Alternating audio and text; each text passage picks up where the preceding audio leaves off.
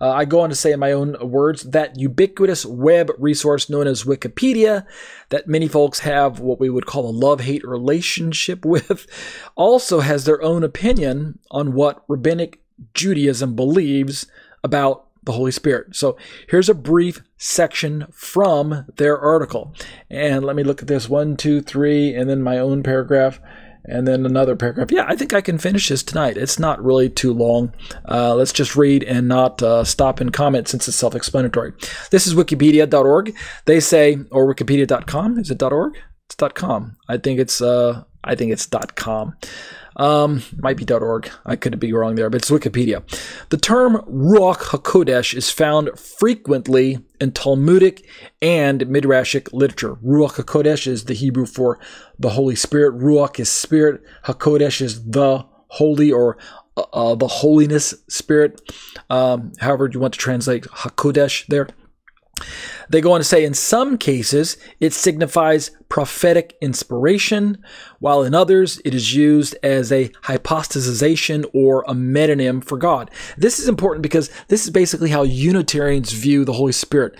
The word Holy Spirit is just another word for God. And thus, in the Unitarian perspective, there aren't three persons, a third person of the Trinity known as the Holy Spirit. Instead, the term Holy Spirit is just another way of describing the Spirit of God, or God himself, who is a spirit, the very spirit of the being known as God. The same way that I might say the spirit of Ariel is, in fact, just another way of saying Ariel, right? There's not two spirits at work or two persons at work when I talk about Ariel and the spirit of Ariel. I mean, I am Ariel and the spirit of Ariel is Ariel. So that's kind of the perspective from a Unitarian description as well. Metonym for God.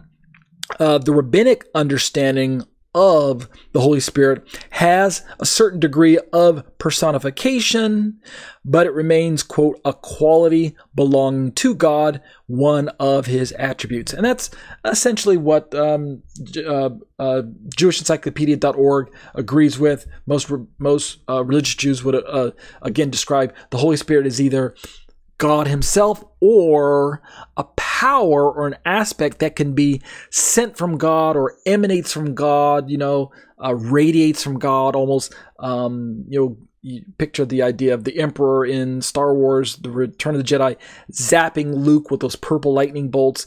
Is that the Holy Spirit shooting from his fingertips? That's kind of the concept at least in Jehovah's Witnesses and Mormon theology. Idea with Holy Spirit is that it's a power from God or something like that. Wikipedia goes on to say, in Rabbinic Judaism, the references to the Spirit of God, the Holy Spirit of Adonai, abound. However, apart from Kabbalistic mysticism, it has rejected any idea of God as being either dualistic, tripersonal, or ontologically complex.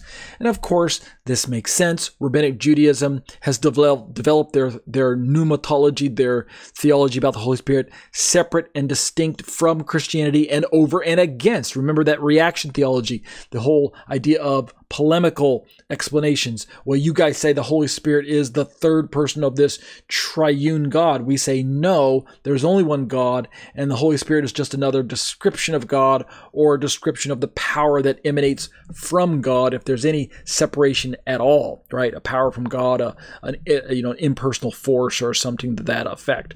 So they're going to say no, there's no complex triune persons and things like that. They go on to say the idea of God as a duality or trinity is considered shituf, or not purely monotheistic, right? In other words, it's heretical. It's wrong. It's an error.